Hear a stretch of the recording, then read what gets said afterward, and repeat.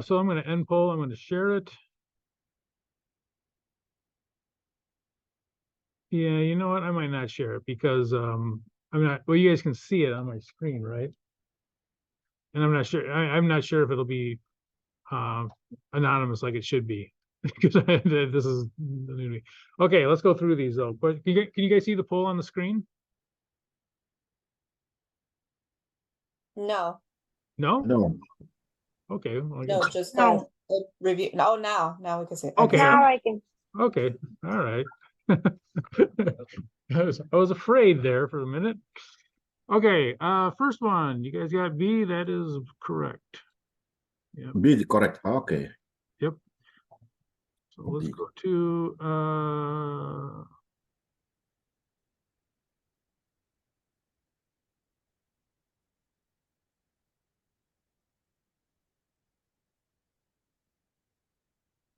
yeah, D.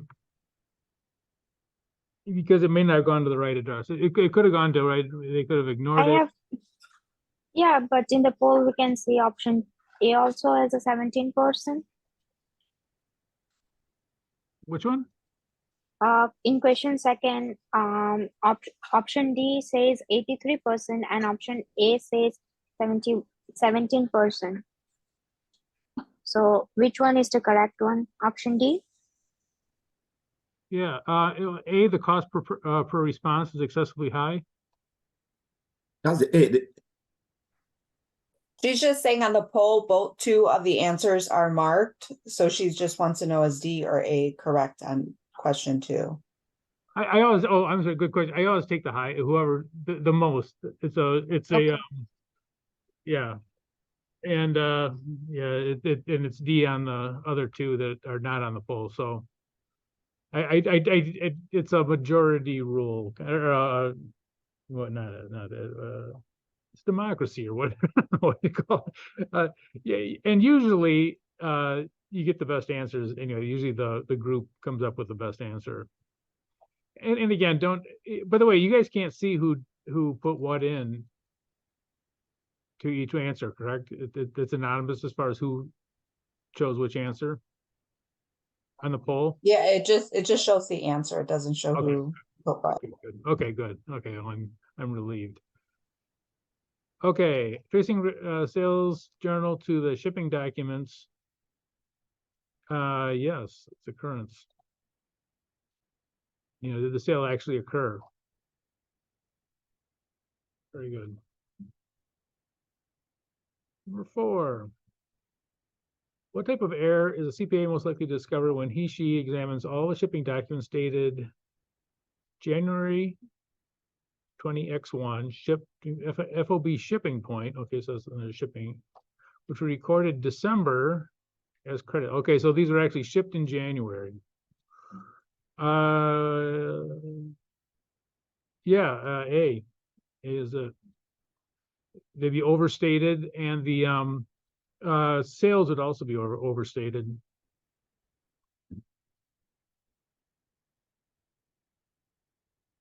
And one of the problems with doing that also is that if they don't even if they record the cost of goods sold, the inventory, when they do the physical inventory, the stuff will still be there. So it'll get added back in. So sometimes if they're doing a physical inventory, the stuff that was supposedly sold will still be counted in the inventory. And so the inventory will go up.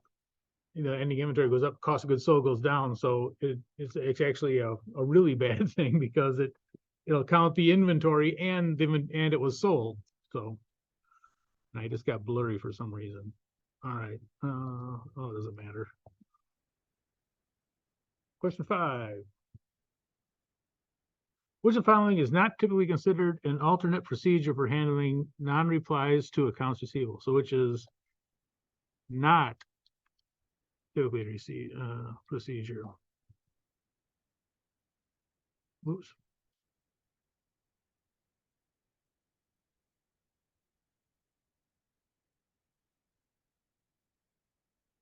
Okay.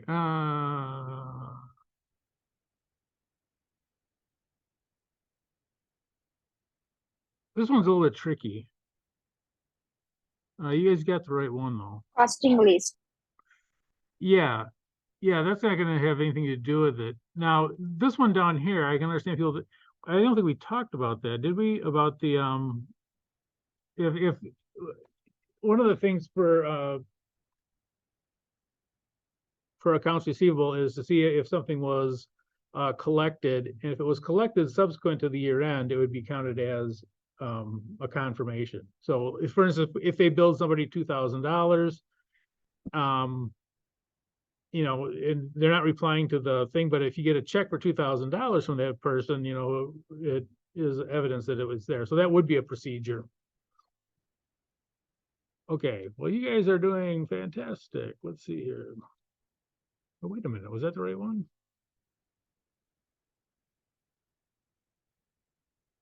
Where am I at? Where am I? Not lost. B.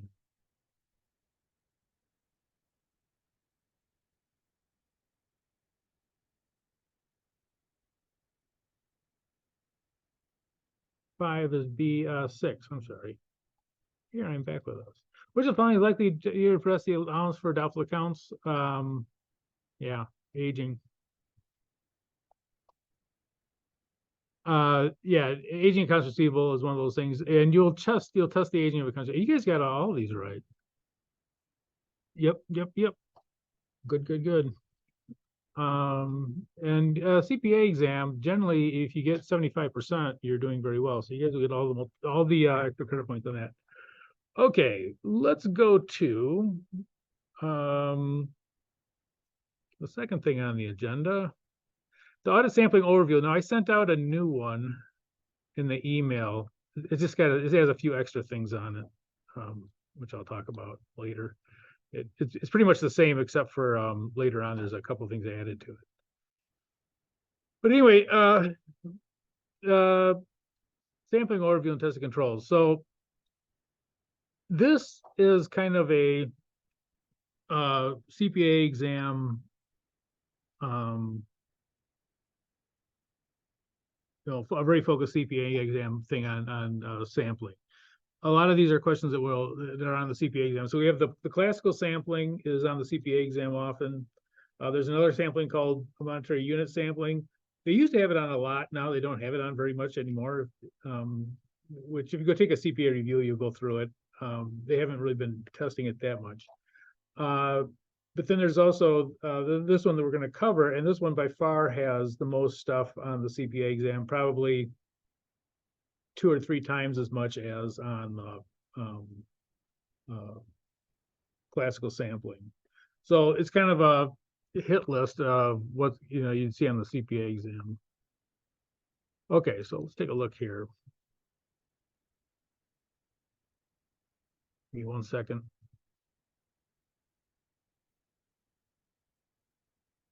Okay, random sample. We always try to take a random sample. You guys have probably has statistics. Why do we take a random sample? Why is that the best sample? Is a random?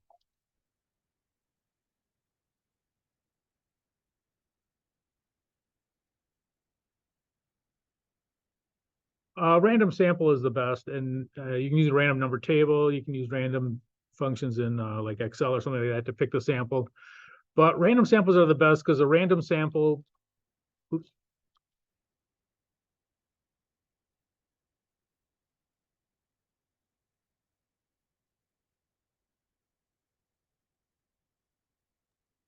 I don't see your script, please. Oh, you're right.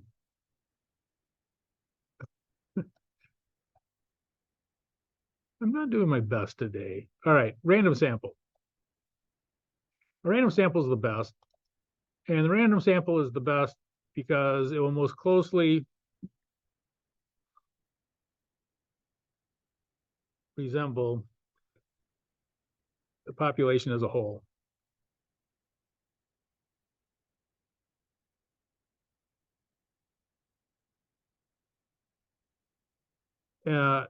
One of the keys is that it's unbiased.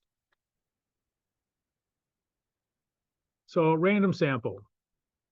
And I think I mentioned before in the when we did the other sampling thing that what you're really trying to do with a sample is to project it over the entire population. You know, you take a small group, and you do this for a lot of things, but you take a small group and you see how it works on a small group, and then you project it over the entire population. That's all we're doing. We're taking a small sample, say of accounts receivable or whatever it is, and then projecting it over the entire population, saying, okay, if everything is off by 2%, then, you know, this is what it would look like. So it's simply projecting it. And to do that, the best way to do that is to have a random sample that would closely resemble the population as a whole.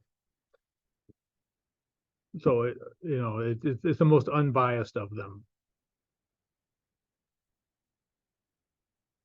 Okay, systematic selection. This is one that's it's usually, well, let me give you an example of what it is.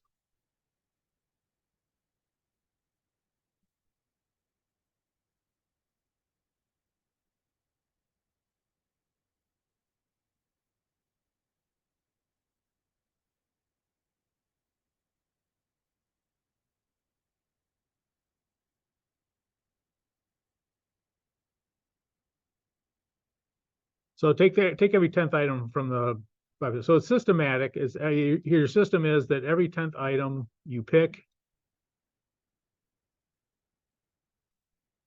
from the population. And we'll say this is the second best, and I'll explain why in a second here.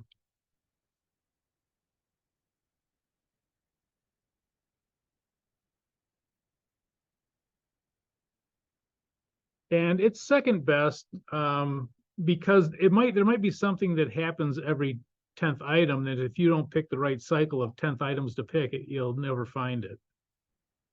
You know, like for instance, say that you pick every, you know, let's say you have a random start between 1 and 10. So you do the random start thing and it says, okay, start at 8. So you pick item number 8, you pick item number 18, you pick number 28, and so on and so forth. Well, what if there's something that, you know, the 15th always, you know, there's a problem with it. You know, there's some systematic thing in their books or whatever, you might miss it. But in general, the systematic one isn't too bad. And there's something about those first two that make them extremely good for auditing, and that is everything you do in auditing must be able to be replicated by somebody else and get the same result. So somebody else should be able to do it. So if you take every 10th item, you know, 8, 18, 28, blah, blah, blah, someone else will come in and take those same items and they'll get the exact same result. Now, they may not come to the same conclusion. You know, maybe if you say it's off, you know, by, you know, whatever, $40,000, you know, you guys should both get the $47,000 or $48,000 that it's off by. But you might have a judgment call as whether that's material or not. It's not going to help with that, but it should be able to be repeated by anybody else and come up with the same result. And that's true of all of auditing, that it can be repeated by somebody else and it'll get the same result. Again, the judgment is the judgment, but the actual result of the sample should be the same. And you can do that with random number sample, and you can do that with systematic. Random number sample, you run a list of random numbers, and it'll pick out the sample for you, and then you go pick those items. Someone also use that same list, pick the same items, come up with the same, amount that it's off by. I'm gonna do something here, wait. I'm gonna stop sharing the poll, and then I'm gonna save it.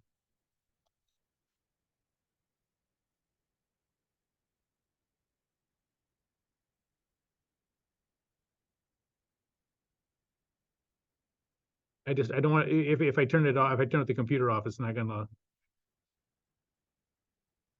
let me do it.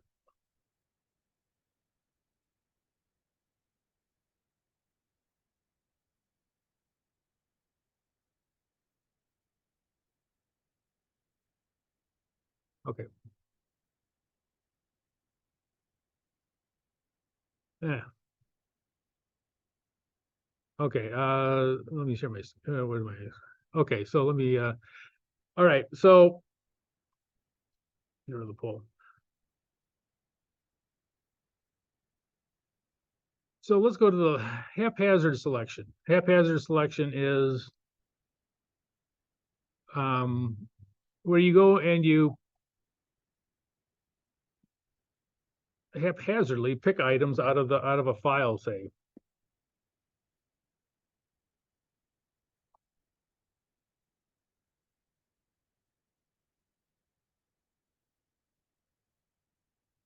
Or haphazardly or kind of randomly, you know, close your eyes. I don't want to say randomly because it's not really a random.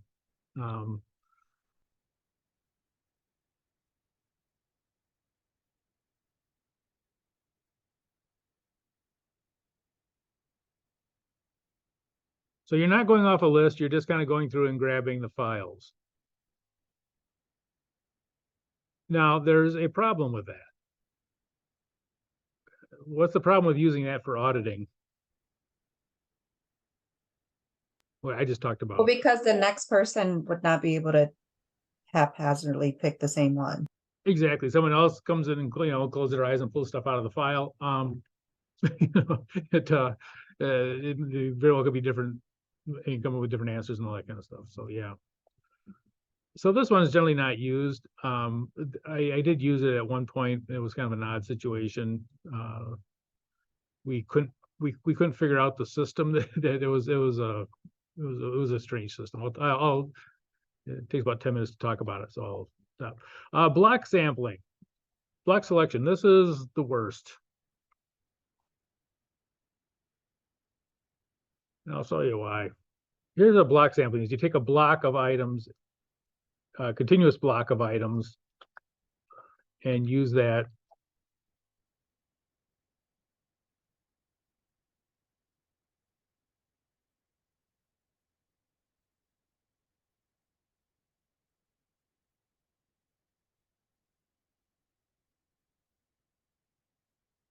And let me give you an example of it, and the drawbacks to it will be obvious. So let's say that we're going to test sales by taking all of the sales for October 2023. So we're only going to take the sales from October, no other month. That's going to be the block we're going to use.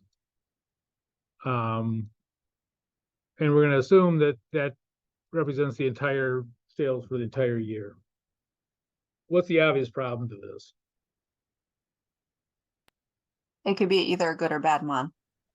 It could be a good or bad month, and two, like if your year ends December 31st, well, December 31st is a lot of times when they do start cooking the books, they do it near the end of the period because it ends up that they're going to come up short. So that's when they do. You know, so yeah, there's a lot of problems with doing this, and that anything that happened not in October has zero chance of being picked.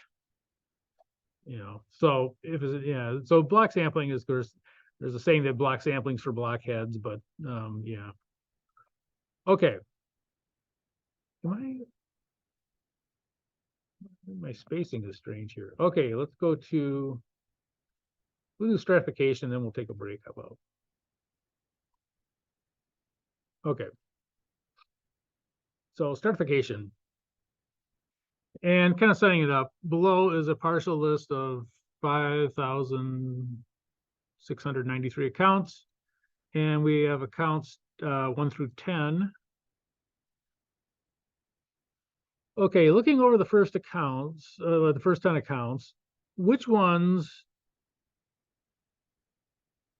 would be most important for an auditor to verify?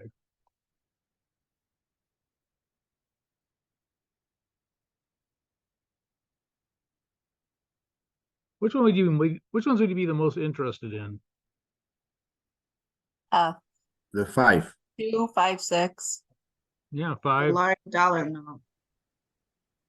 Yeah, exactly. And so, And second.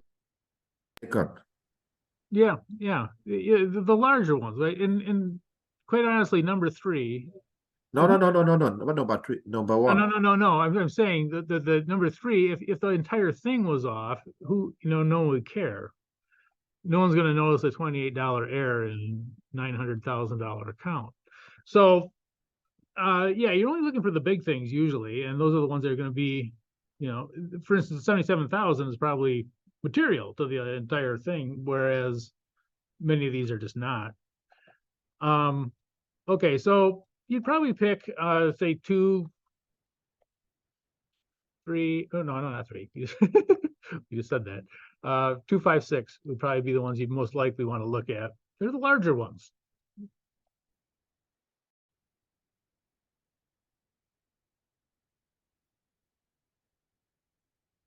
I don't know what they're doing. Oh no. Okay.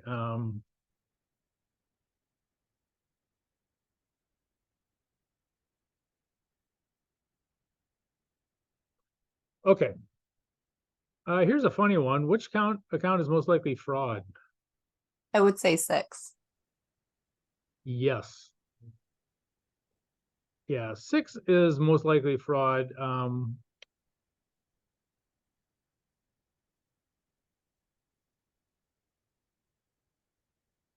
It's a nice round number.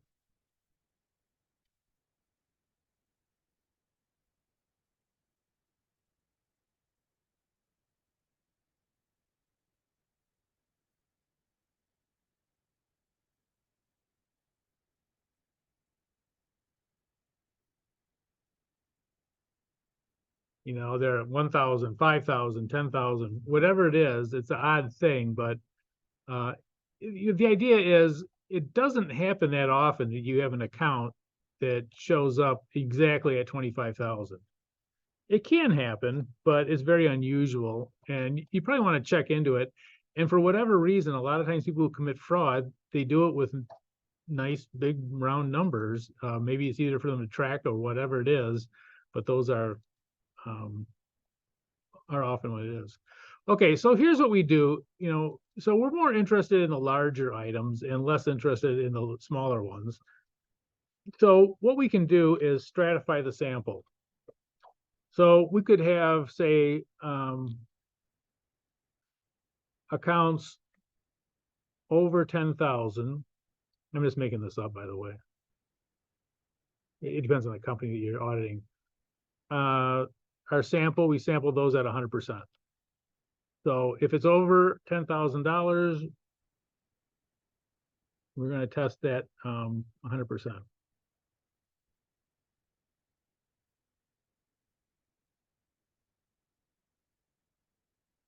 Okay, and maybe we have accounts that are, oops.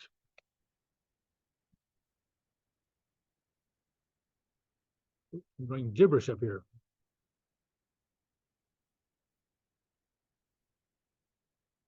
The accounts from 1,000 to 10,000. We're still interested in those, but not as interested. Maybe we take 20% of those.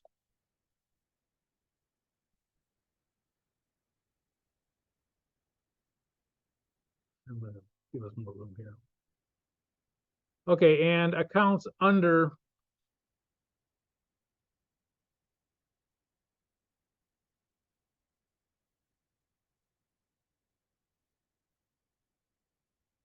$1,000.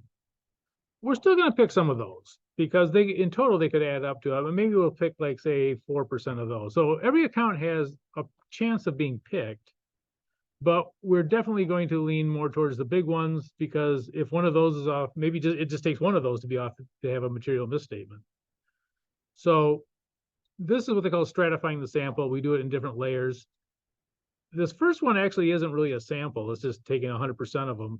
But these two would be samples. You'd pick a sample out of, of 20% of them and 4% of under 10,000 and use that as your sample. So you'd kind of piece it together, your sample. But again, this is stratification. This is trying to look at the bigger ones, the more important ones. Okay, let's stop here and yeah. We'll come back and do it. So let's see, say be back at, what time is it? 6:56, be back at 7:06, how about?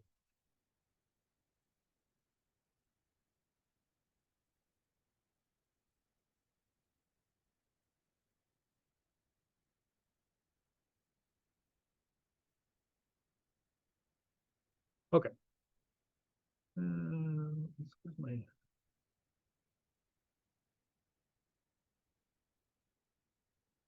No.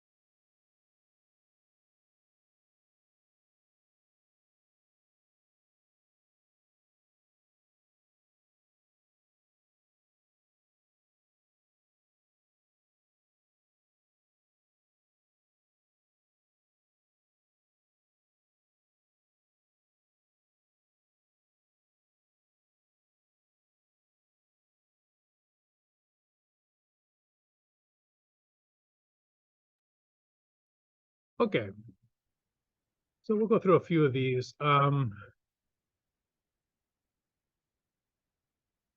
There's two of them we're going to concentrate on here. Attribute sampling. Classical sampling, you guys already did that. That was the first handout. Monetary unit sampling, like I said, that was one that was popular. It's a little less now, but it's still a good one. Oh, no, not that. But yeah, so we'll talk about these. So these are the two kind of we're looking at. Okay, attribute sampling. So attribute sampling, these are yes/no tests.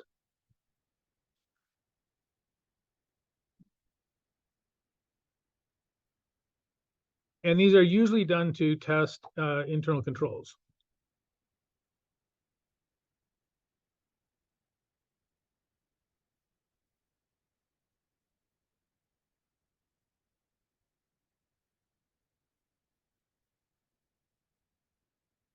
Okay, and let me kind of explain what we're doing, what a test like this would look like.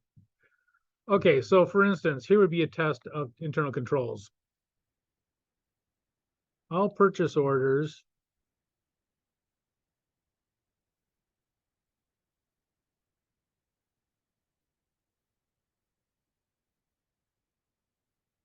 must be signed by a department manager.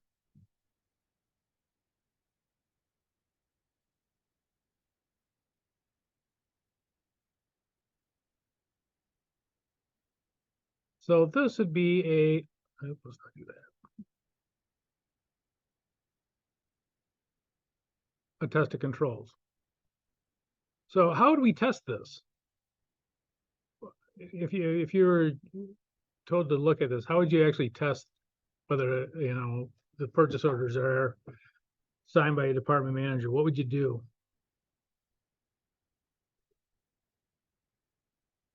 What documents would you want to look at? The PO. Yeah, you want to look. So you go grab the purchase order, and then hey, I froze there for a second. That was kind of cool. You would. Is it not giving me? Okay. Yeah, you go pull the purchase orders and then see if they're signed or not. Now it's either signed or it isn't. So it's a yes or no, right? It's it's either signed or it's not. So this is actually going to be a binomial distribution. Okay, so it's one or the other. Now, if you did binomial distributions in your stats class, you know that these are kind of a nightmare, the actual nuts and bolts of them. But we use the you guys probably had this in your stats class. You guys talk about the central limit theorem.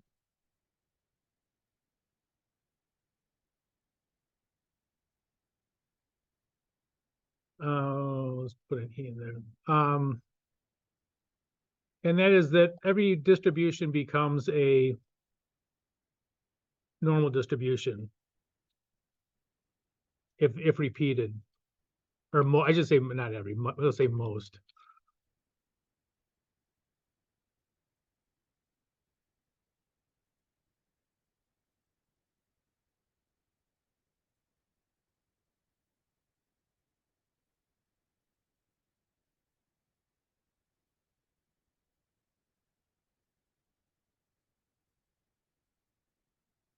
And yeah, so every distribution will become, and which is good because we can use the normal distribution is a real easy one to use, at least compared to a lot of them, and certainly compared to the binomial. It's an easier one to use, but we can use the normal distribution to kind of estimate it. I'll give you an example of it, of what it kind of looks like. So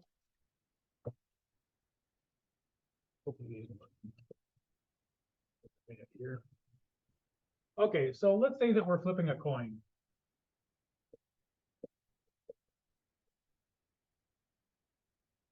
Right, so the coin flip, let me see if you can get a better marker. So we flip a coin, and a coin is going to give us you know, kind of like a yes or no, it's gonna give us a heads or tails, right?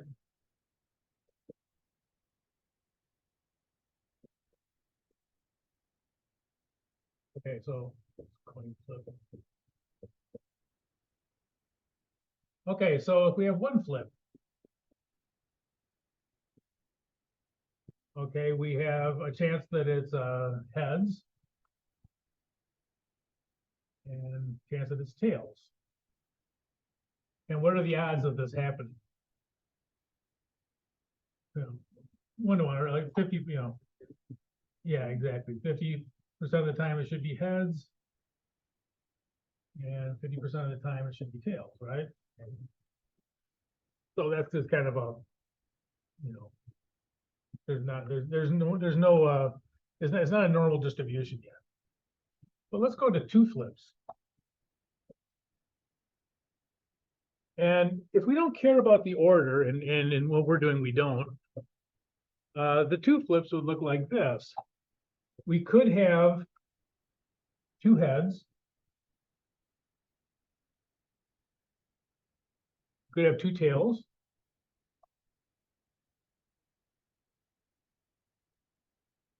And again, if we don't care about the order, we could have 1 head and 1 tail. 1 tail and 1 head. So notice that these are the same as far as, you know, 1 of each. So you can see even a coin flip, you know, after 1 flip, it starts to look like a normal distribution. You know, this would be 0.25, these would be 0.25, so this would be 0.50, and this would be 0.25. You know, on this one, it's even. You know, these are equal. But as you start to get even the 2 flips of a coin, you start to get into this central limit theorem, which is that most distributions, almost all of them, when you repeat them, they'll end up being a normal distribution. And that's good because we can use a normal distribution to make estimates that are much easier to use than trying to go through the binomial stuff. Okay. Now, attribute sampling, this is a big one. This is tested a lot on the CPA exam.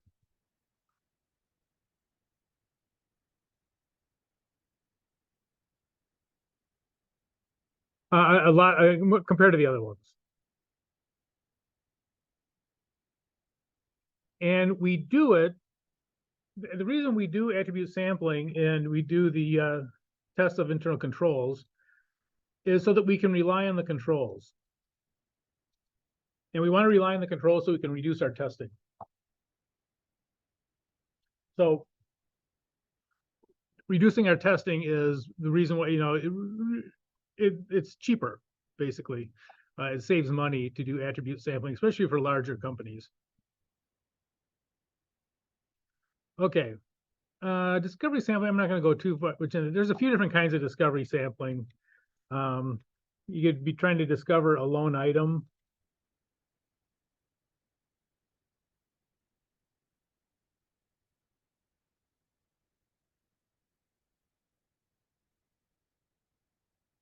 A specific error or fraud.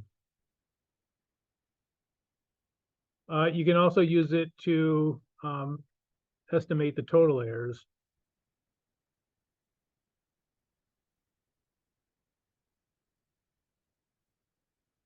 Based on the sample taken. I should say size taken.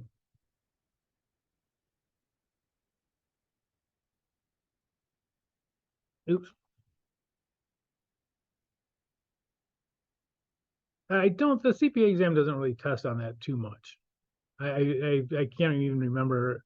I'm sure they have tested on it. I can't remember what it would be. Maybe a multiple choice question or something. But basically, you're doing it just to see if there's a problem, usually with if a certain account has a problem with a fraud or something like that. And you'll test, if you get, you know, say 100 items, you'll be 6% sure that, and there's no error in any of them, you'd be 6% sure that there's no fraud. I just made that number up. You take 200 items and you'll be, you know, you'd be down to 2% unsure if it has, and so on and so forth. The more items you take, the more sure you are until you get up to 100%. Okay, classical sampling, we already did that one. This is our, oops. Mean per unit. The first thing we did. Ratio estimation.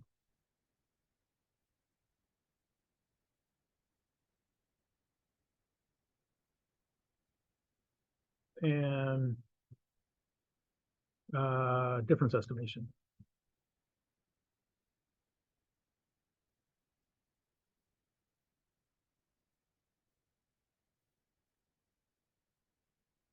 And these are to find dollar errors.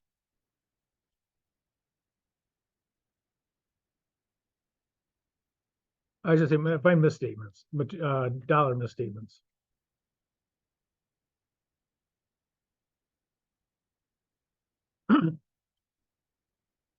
And by the way, that's one of the key differences between attribute sampling and classical sampling. I'm gonna get rid of this discovery sampling. I don't like it. I'm kidding. Is that attribute sampling, these are yes/no tests. They don't tell you dollar amounts. So just because the department manager didn't sign the purchase order, doesn't mean the purchase order wasn't filled, doesn't mean that it wasn't a legitimate purchase order. It just means that control was not being followed. And it is possible you have bad controls and you still have, financial statements are still okay. Classical sampling will find dollar misstatements. These are called substantive tests. Actually, both these and monetary unit sampling are called substantive testing.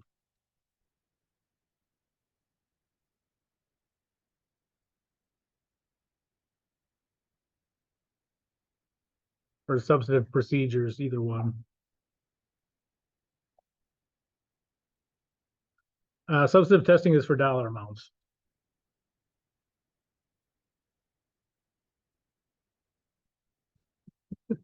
It's not giving up, is it? All right. I'm going to skip these two. Monetary unit sampling is pretty involved. It's a good one. It's made specifically for overstatements only.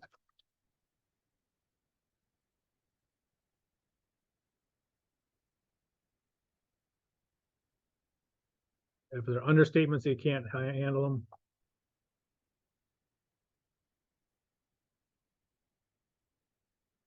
Dual purpose testing. Maybe I will talk about this one for a second. Dual purpose test. A dual purpose test is when you take the same item and test it for more than one thing. So for instance, you may do a test of controls and you may do a substantive test. Let me put that down here. So let's do an attribute sampling.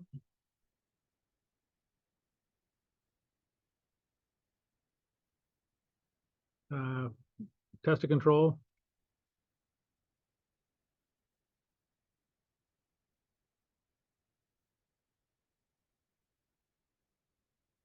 And let's say that we need a sample, we plan on a sample of 100 items. So we go and pull a random sample of 100 items.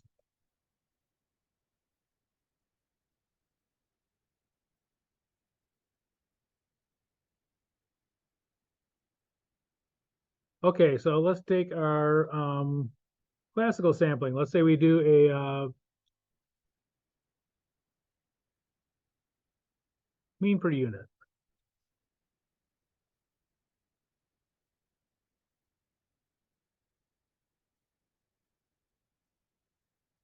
This would be a, I should say this would be a substantive test, mean per unit.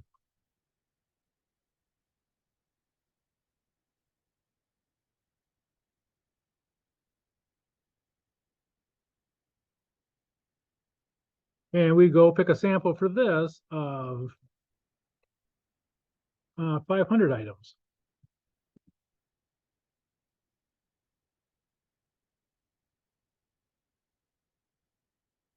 Okay, so we have two samples we need to take for our audit. One is attribute sampling. We're going to test 100 items.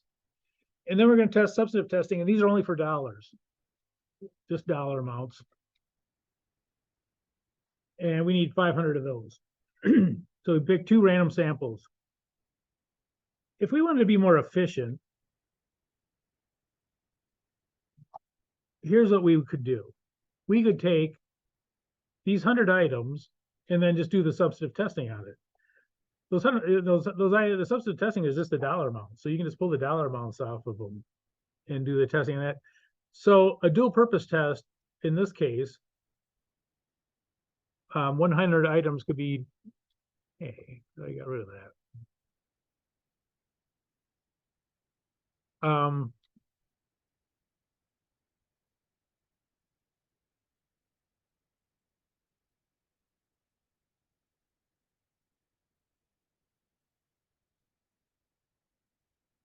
Used for both tests. It's more just an efficiency thing, you know, and I mean, if you're doing it, it'd be obvious. You know, you already picked 100 random items. Okay, you need 500 down here, so you already got this 100 up here. So you'd say, okay, we don't need to pick 500. We can go pick what, 400? Yeah, oops, let's not do that.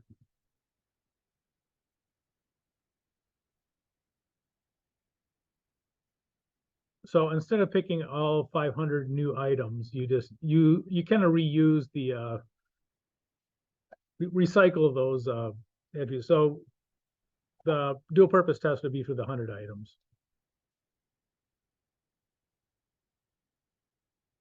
I mean, it makes sense. I don't know. It's not that I have seen that test on the CPA exam. Okay. This is just kind of going into the idea of the allowance for sampling risk. And this is, you guys, if you guys had a sampling statistics class, you guys have probably done this to death, but basically, you know, the more sure you want to be, the wider the net you got to cast. So if you had a standard deviation of $5,000 on a $100,000 account, you could be, you know, 63% sure that it was between 95,000 and 105,000, right? And you do the same thing for all these. So, you know, if you want to be 95% sure, you got to cast a wider net. You want to be more sure, given the same sample, you know, it's going to take more than, you know, now you'll be at 90. I'm not going to go through it, but you guys, I'm sure you guys have seen that before. Okay, and they have kind of tested some of this. For the same sample size, a lower sampling risk will have a higher allowance. So the allowance will be higher the more sure you want to be given the same sample. You know, the more sure that you want to be, the larger this is going to be, given the same sample.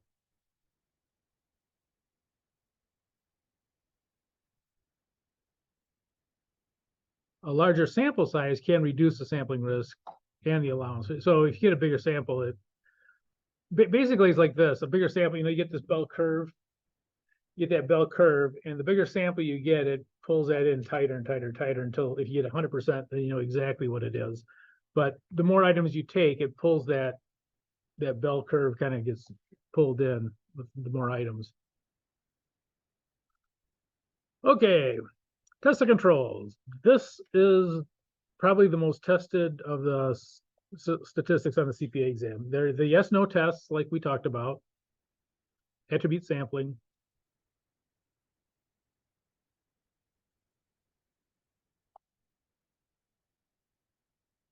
Okay, and for an example, the client may have control that requires 2 manager signatures on checks written for more than $5,000. Okay, so that's the control we're worried about.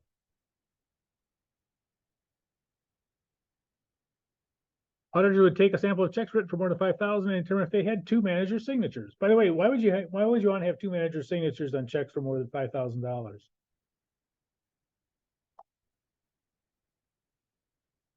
Why not just one?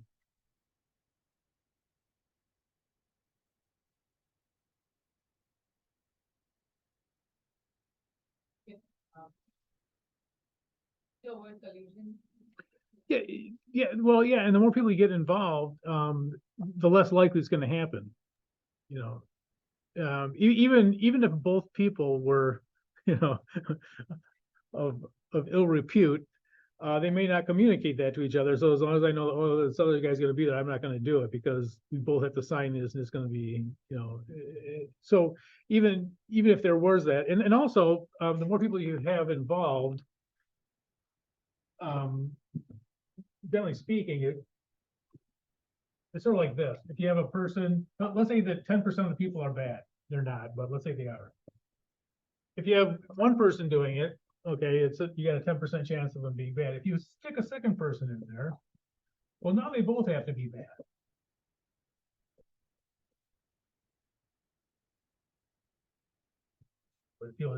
So now it's down to 1%, you know, by adding that other person in. So there's kind of a mathematical reason why, you know, obviously that's not exactly true. There's social things and all kinds of stuff, but theoretically, the more people you get involved, the less chance there is. So that's kind of the idea behind it. Okay. So each check in the sample would either have two manager signatures. Yes. Either they do have two signatures or no, they don't. They only have one. Okay. Suppose an auditor chose a sample of 200 checks written for more than $5,000. The auditor allows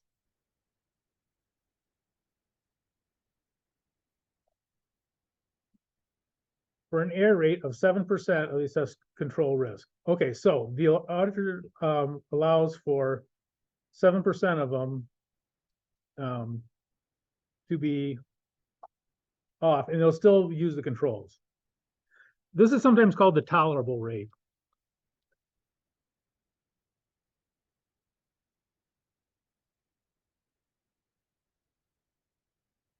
What did I do wrong here?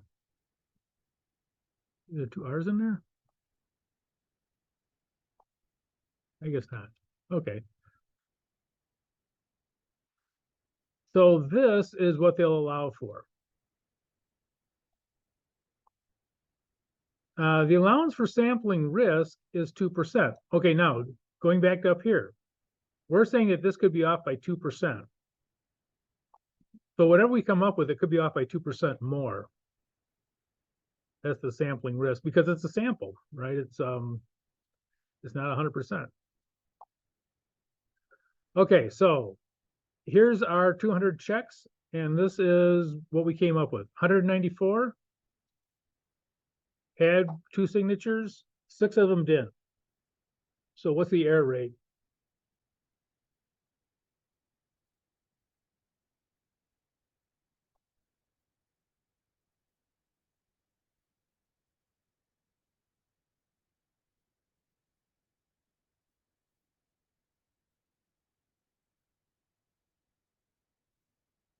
Percent, How much? 3. Yep. If you divide 6 by 200. Yep, good. So there's 6 errors.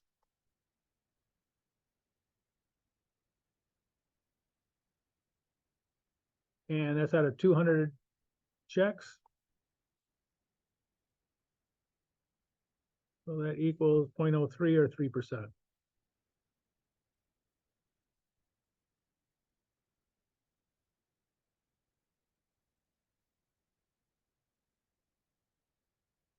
Okay, so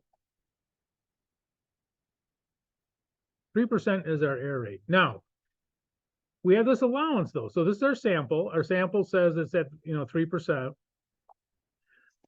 gonna do it on the board here. I can get rid of all this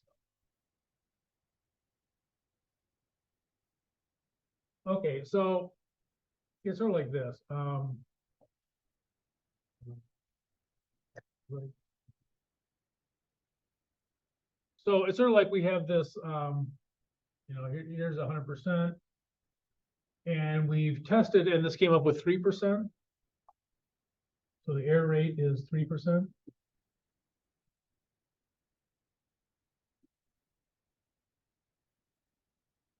So now we also have though this what is it? The allowance for sampling risk is 2%. So it's literally would look like this. So this is our best estimate. Our best estimate is up by 3. But we have this allowance that it could be off by another 2%. These two together are what in our sample would be, say at 90% or 95%, whatever it is. This would be our what they call upper limit. So our upper limit would be the error rate.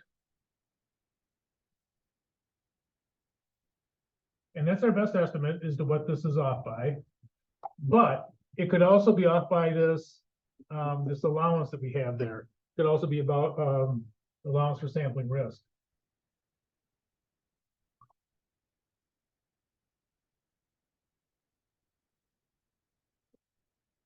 Could be another 2%. So the upper limit would be 5%. So according to our sample, this is the worst it could get. This could be off by 5%. Okay, so it's just like the dollars, just like the dollar ones, except that we're using percentages instead of dollars. It's exactly the same. So we're saying that the worst it could possibly be is 5%. Now let's go back to our problem. So the upper limit, let me put the calculations in here.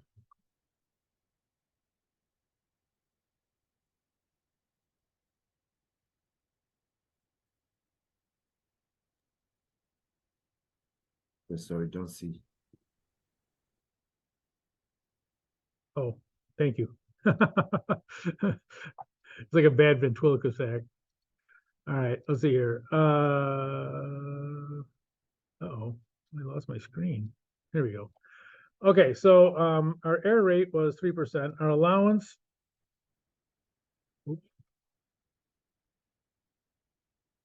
for sampling risk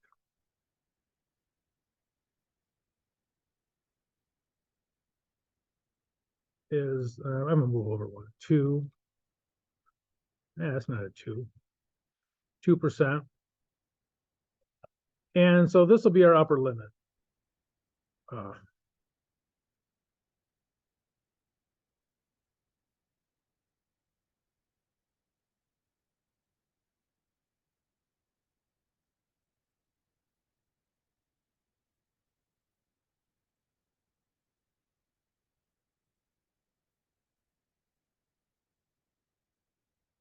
Now the question is, so our upper limit was 5%,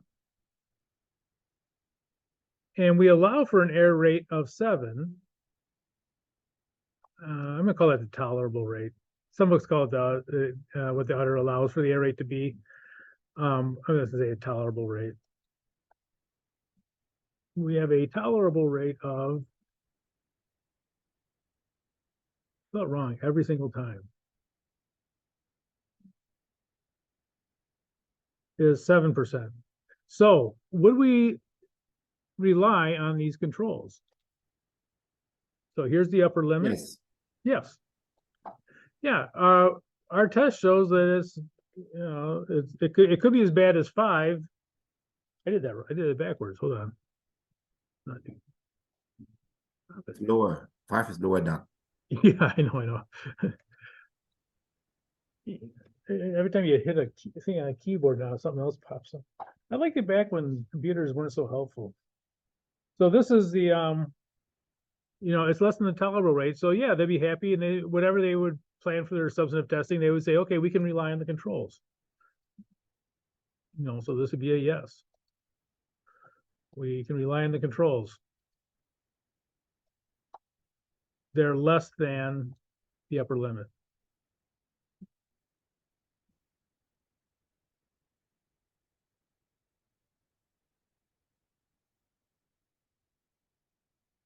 Okay.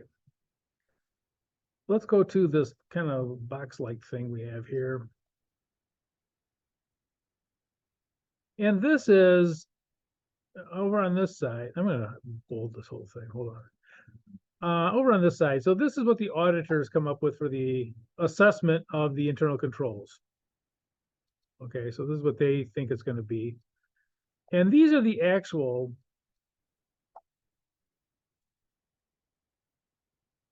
amounts. Now, notice these actual effective controls, you're probably never going to know those for sure. But the idea is that these are actually what's happened for the internal controls in the company. So here's our testing over here.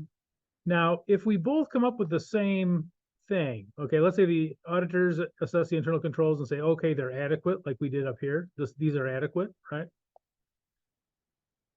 And the actual controls are adequate, then this is the correct assumption, right? We thought they were adequate and they are adequate.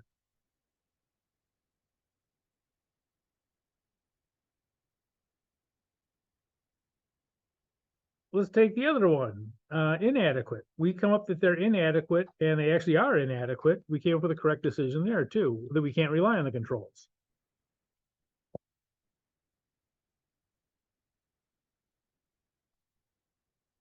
Okay. So we come to these other two.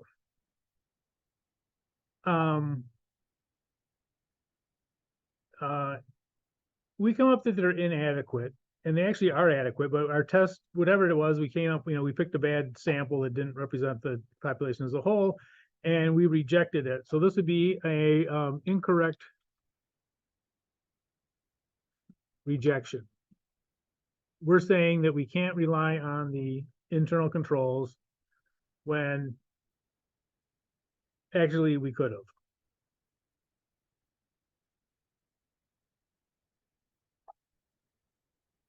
So we're going to do a lot of extra testing here because we thought that the controls weren't very good and we had to do more testing to make up for that. Okay, let's take this one.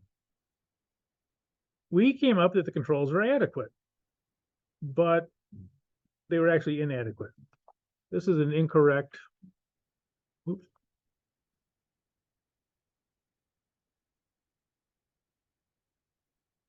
acceptance.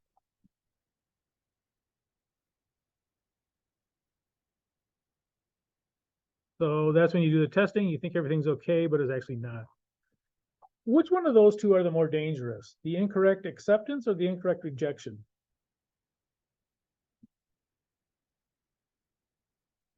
Rejection. Acceptance, I was gonna say. I think, yeah, actually the acceptance is gonna be the problem. And here's why. You think everything is okay. You think everything's okay. So you may even reduce your testing. But you shouldn't because the controls are not adequate. So this, when you talk about these errors, so this is what the incorrect rejection leads to an inefficient audit.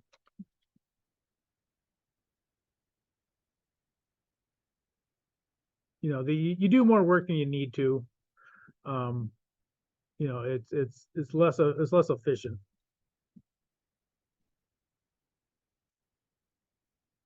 Incorrect acceptance leads to an ineffective audit.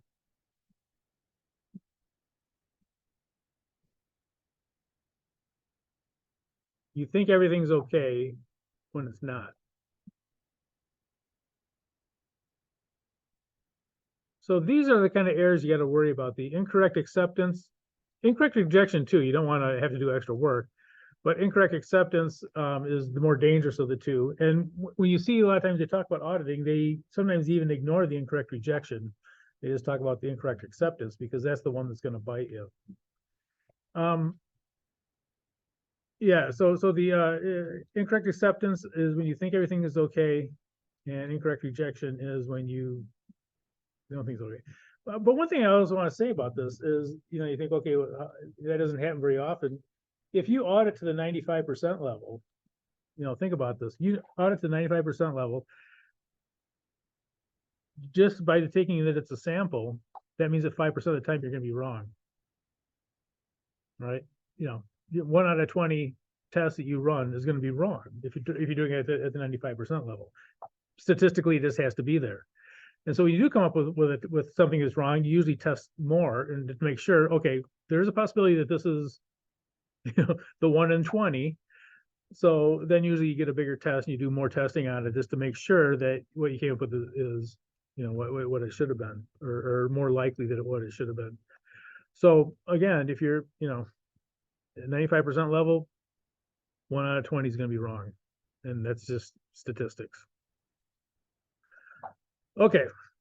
Now, believe it or not, what we just did is the most missed thing on the sampling test. So I tacked on the new handout a bunch of additional stuff.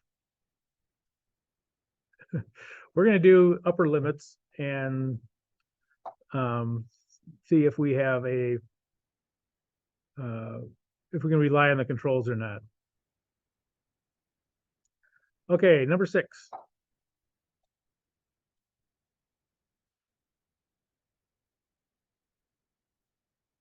Our allowable rate is this.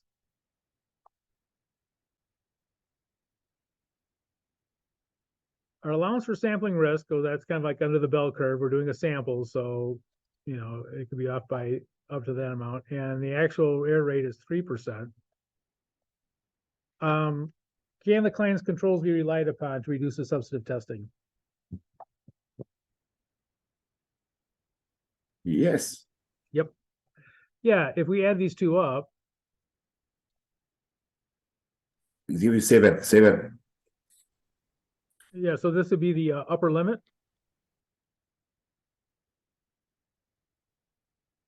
Would be 7%. And that is less than the tolerable. Or are they allowable? I don't like allowable because it sounds too much like allowance. I like tolerable. I think that the textbook uses allowable. Well, at least sometimes they do. Oh, okay. Oh, can the controls be relied upon? Yes.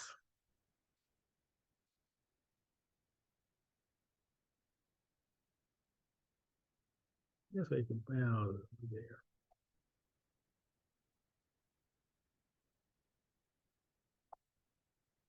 Okay, how about number 7?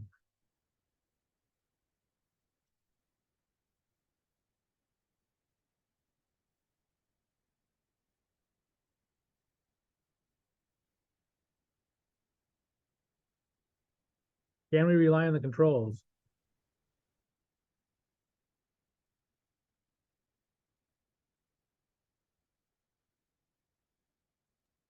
Yes. Yes. Yep. Because 4. The upper limit is 4. Exactly. The upper limit will be the same as this, and then that can definitely happen if you go through and you test and there's no problems.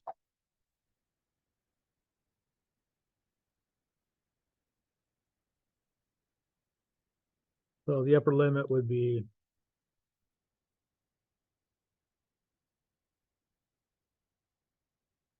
just the plain old 4%. Again, this is a sample, so even though we didn't find any errors, that doesn't mean there aren't any. There could be errors just because it's a sample. And so, yes, I'll do it down here.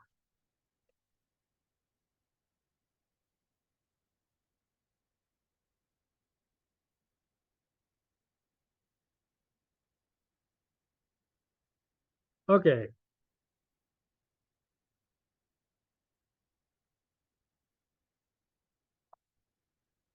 No, because upper limit is No. 8. yeah, this one you can't rely on them. So what you would do in this case, you could have a couple of options here.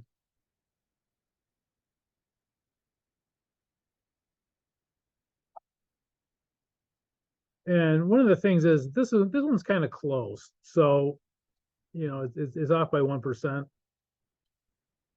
You may have just got a bad sample. So you might do more sampling and see if that actually is, the true amount. Or you could just do more other tests, test the dollar amounts, test more dollar amounts. Okay, so this would be no.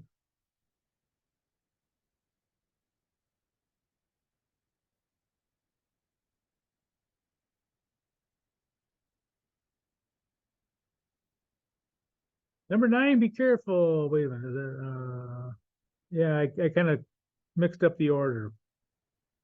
You don't know what order they're going to give it to you on the exam, so.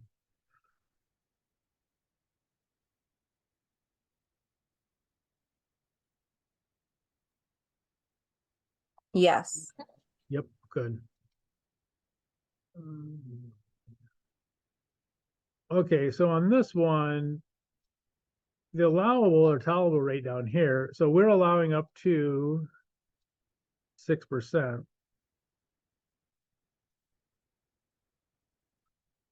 The upper limit will be, 5% and yes. yep, good, yep.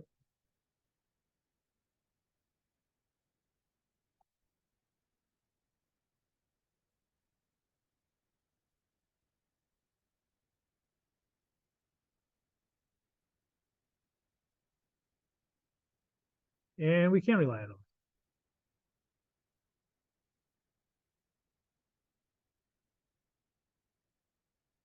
Not yet, yes. Okay,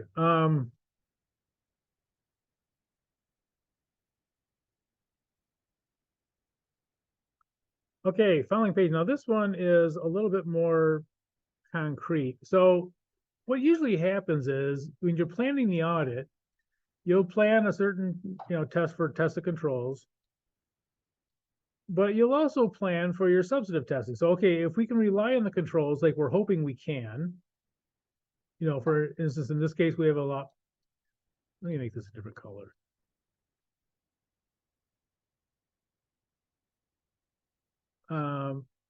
So we're saying that, if we can rely on these at 8%, then we'll do a sample, planned substantive sample size of 220 items. So this would be like a, mean per unit or something like that. Ratio estimation, maybe ratio estimation. Let's put that one in there. Okay, so if we can rely, kind of backspace and okay, so I just made this up, this ratio estimation thing. But suppose we're gonna do a ratio estimation, we're gonna do 220 items. So this is what we plan on. If we rely on the controls, we'll pick 220 items. If we can't rely on the controls, what do you think we have to do? And rely, we have to increase the statistics. Yeah, and if you can't rely on the controls, what you're probably gonna do is say, okay, we need to take 200, more than 220, maybe you take 400 or whatever it is. Okay, so can we rely on these controls? Yes, Yep, good. cost has 6% lower than 8%. Yep. So our upper limit is 6%.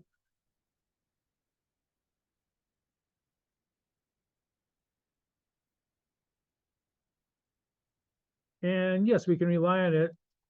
So would the auditor need to increase the items of the substantive testing? No, Nope.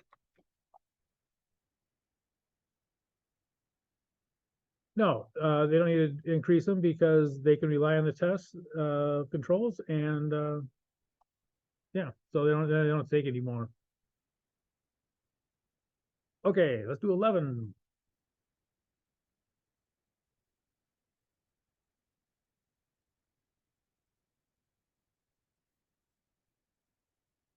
So they plan the size, and this might be, I don't know, difference estimation.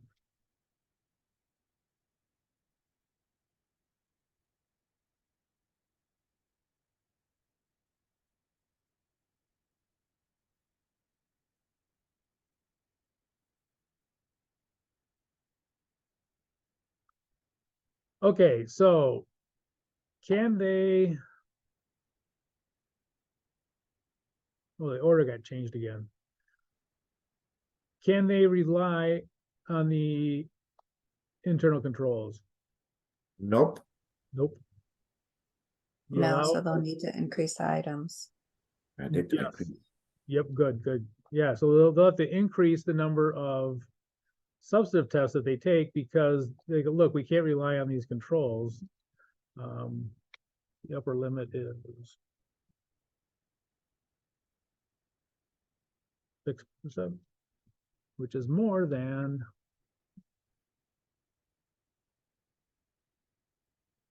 we're allowing for. So, we come down here. Now, you probably have to increase it. Yes. The question is how much. That's like going to be some kind of a judgment call to see how much you're going to have to increase it by. But, for example, I'm just making this up. Maybe you take, 250 items, whatever it is. But you're definitely going to have to take more than the 150 you planned on because you can't rely on the internal controls. So you bump up these substantive tests, whatever they are, difference estimation, I guess they said in this case. Bump it up, whatever it comes up to, 250, something over 150. Okay, let's go to number 12.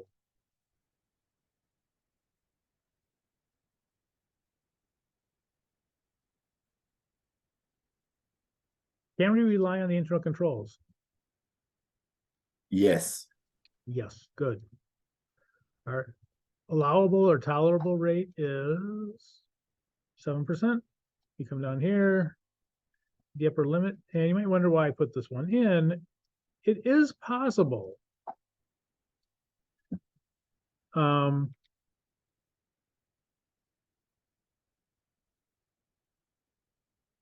that if you come up with a very low upper limit, it is possible that you can rely on the controls even more.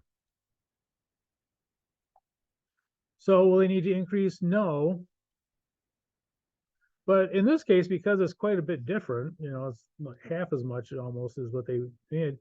It also could be possible that they would actually reduce the number of substantive testing. Maybe they don't need. Oops.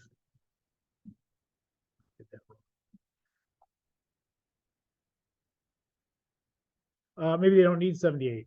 In this case, maybe they only need 60 or something like that. So it is possible that you one thing about when you're planning the audit, and I think I talked about this before.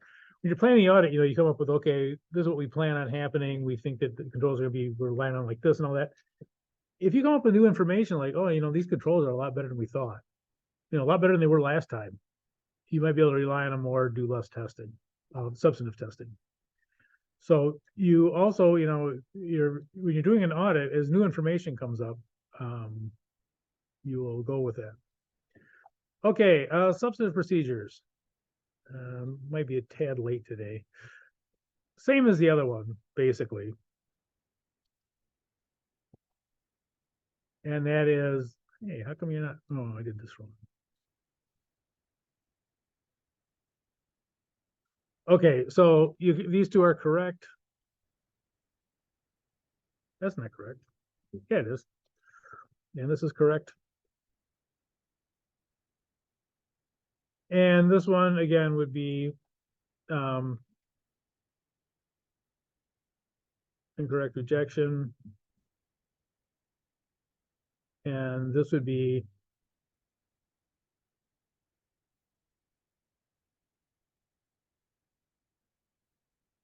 acceptance. And again, these would be for dollar amounts. Bless you. Now here's the thing about, here's the difference between Tesla controls and Tesla dollar amounts. So this leads to the ineffective audit. Oops.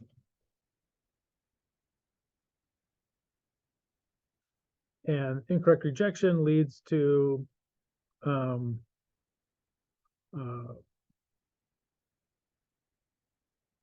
inefficient audit.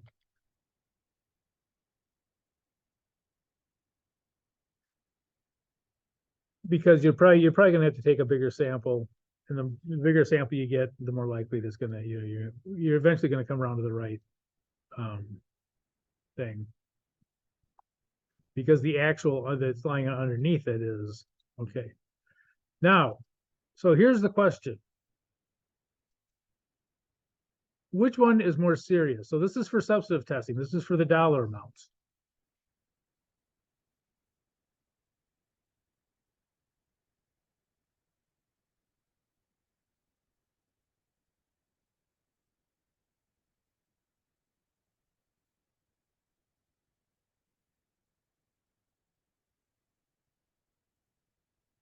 Which one of these is more serious?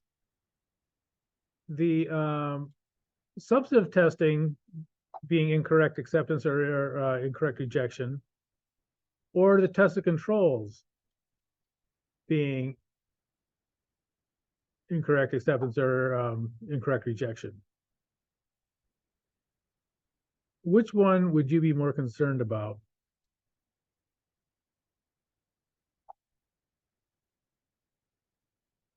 The test of controls are not what they should be, or that the dollar amounts are not what they should be?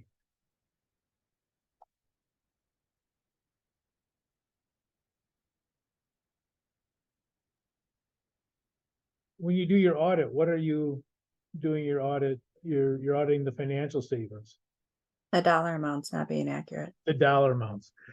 And notice that even if the controls are not working right, like, okay, we can't rely on the controls, it doesn't mean the financial statements are misstated. They might be fine. You know, they may get a clean audit, even though their controls are terrible. If the financial statements are correct, they may get very well could get a clean audit.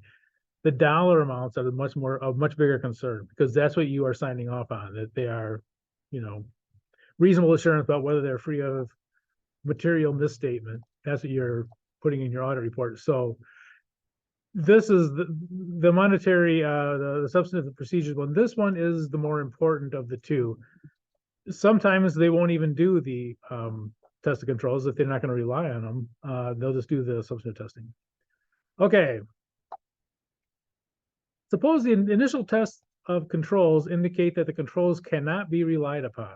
Okay, so you do the test of controls and you go, okay, these are a mess, they can't be relied upon. What are you going to do next? Increase the statistics. Yes. This one is what you're going to do. You're going to increase the substantive. If you can't rely on the controls, don't test them anymore. It's not going to help you. So you're going to increase the substantive testing. So this is the relationship between test of controls and substantive procedures. It's the inverse relationship. Let me write that down.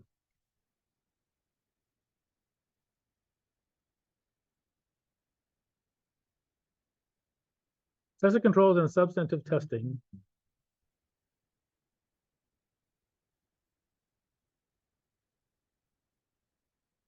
inverse relationship. The more you do of one, the less you do of the other.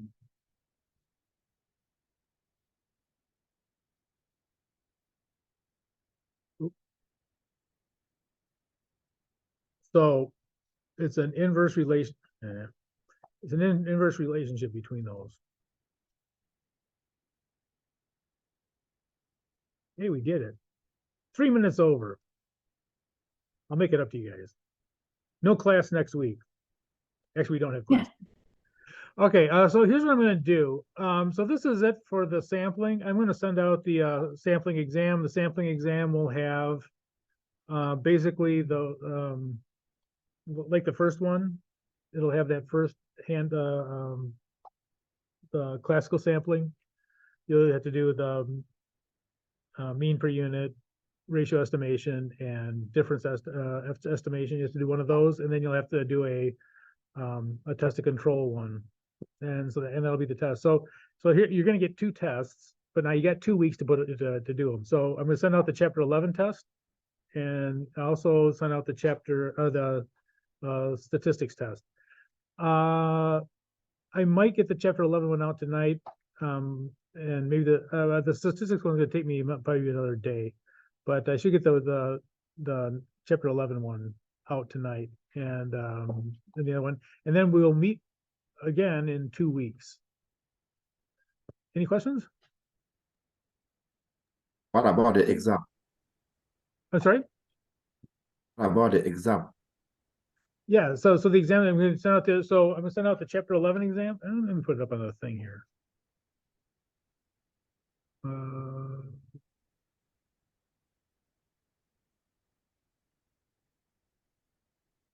So, I will email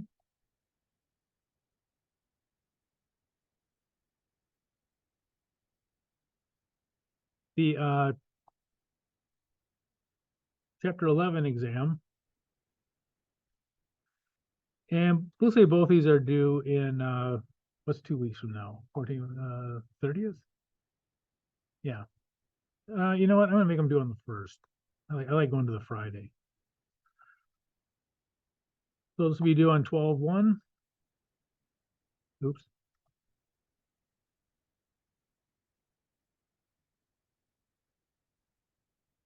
And the statistics test will also be due on that time.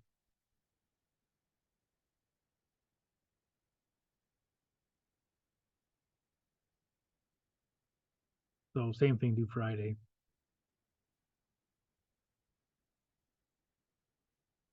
Hey. So I will be emailing them out. The chapter 11, I should get out tonight. The statistics one by Friday, by tomorrow, I should have it out. But that'll give you a good 2 weeks to get them in. Any questions? What Yeah, type the of base, question? Huh? What type of question will be there in the statistics exam?